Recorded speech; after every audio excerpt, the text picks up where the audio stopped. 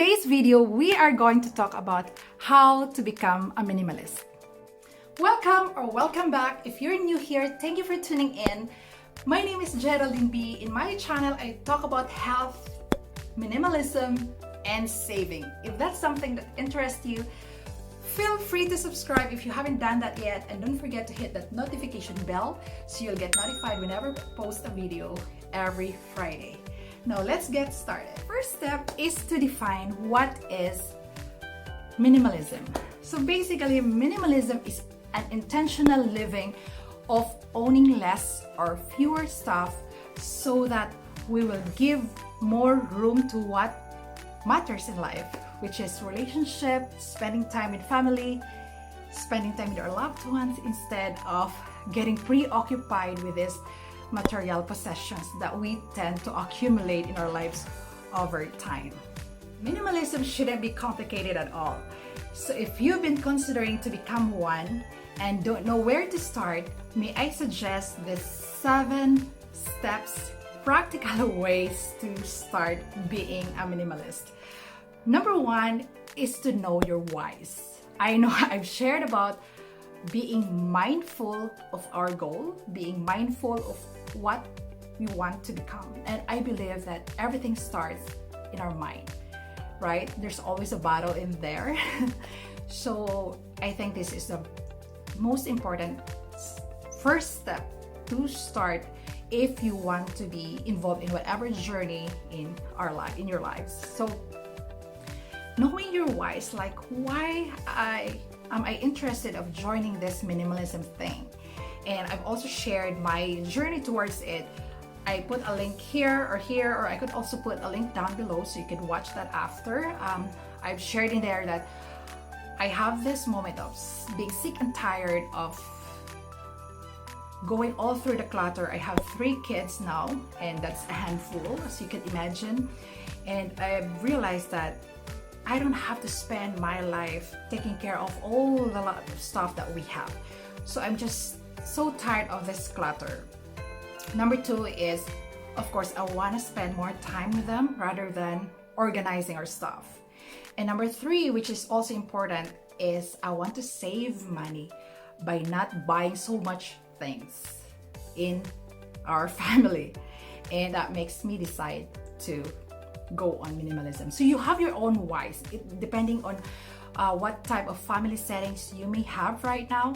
It's important to realize that, and that will give you a good start to join this journey. Number 2 is to set a starting date. And in every endeavor, in every goal that we wanna involve ourselves, we always have that first baby step. And I know it takes a lot of courage to do that. And especially if we are being vulnerable, we are throwing our ideas to our friends, or like what I'm doing right now online, people may tend to judge us, like if they see us having stuff, right? But that's okay. Take a lot of courage to choose that first day. You can tell your friends about it as well for added accountability partner. Any day that you decide to really start and let go of your stuff. So may I suggest that while waiting for this grand day, you can listen to podcasts or watch YouTube videos about minimalist people that will keep you motivated and inspired to really join on board. Number 3 is to choose an area in your house to focus first. I know it could be overwhelming sometimes if you wanna like wake up one day and wish that you become a minimalist, but the struggle is real because, again, I mentioned it, this is a mental battle. Like we're attached with our belongings, right? So choose which area of your house that you wanna give a taste of minimalism or give a look for minimalism first. Like for example, what I've done is in our living room. So try to check if there's furniture in there that doesn't really serve a purpose. Try to get rid of that and to give more room for you and your family to spend time in that room and enjoy that space more. And maybe the next day you go to your kitchen and find if you have duplicate of a lot of stuff. I know we could have 3 can openers at a time, so probably we don't need that. We just need one. So for us women, you know, the closet, the shoes part, that would be like the last. I don't know, in my part, yes, that's really a struggle for me, but do it your way. Choose which area of your house that you want to do first, and then you can decide which one to do next day or next. Number 4 is to let go. And this is the most challenging part, I believe, because again, of those emotional attachment that we have with our things. It's not really ideal because we're not supposed to love and get attached to earthly things. Letting go, I have 3 ways on how to do it here. First is to sell, and I've been doing this. This is very exciting. Sell it in marketplace, and there's a suggestion on how to do it. Is first is you set a price for it, and then after a week, if it's still in there, then you could maybe reduce the price in half, and then after the 2nd week, if your item is still there, then maybe consider donating it or giving it for free in the marketplace or everywhere in Goodwill, right? There's a lot of charity or thrifting store that you could actually give your stuff. So 1 is sell, 2 is you can actually donate it, and number 3 is you can also recycle the stuff. So that's the process of letting go. 5 is to surround yourself with minimalist people, and I know that this could be challenging, especially if you're the only person in your inner circles doing this. What I mean by this is you engage yourself with Facebook community or online community, like also minimalist people. You can follow their Instagram and get motivated with what they're doing with their lives every day. Because yeah, we've heard that with our grandfathers, with our personally with my mother, like you become who you hang out with. So this is important to have those influence of minimalist people around us. And if you have a friend like in your inner circle who is actually doing this, then that's a bonus. But don't make it as an excuse that it's really hard for me to do it. I want to do it, but I just couldn't find a friend who will support me. Minimalist people are also intentional with their spending, so they are saving money and they're investing. They're this kind of people that we could actually find a lot online.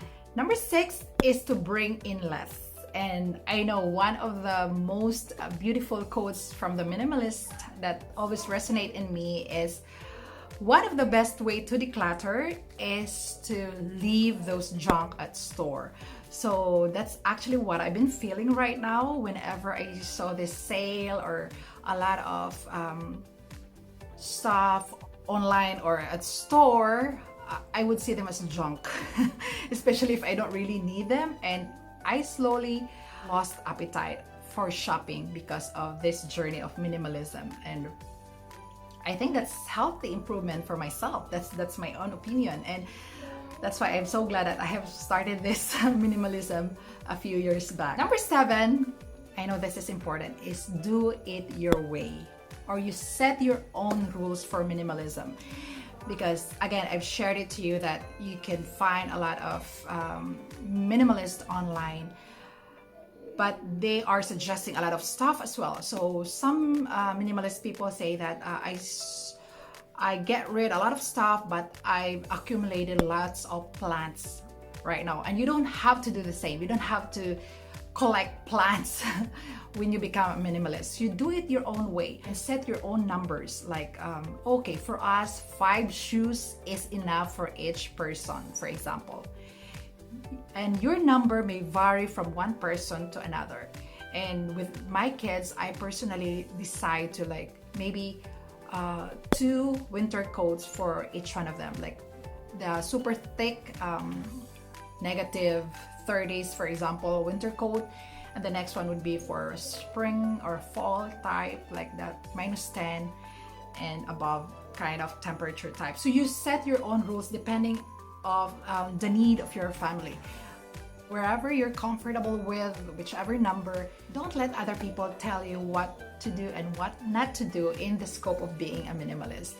Do it your way, be intentional, and if you think that this specific things give purpose or give you joy or adds values to your life, then you can keep that stuff. This is your journey. So I hope that you have learned something. I hope that you find this helpful.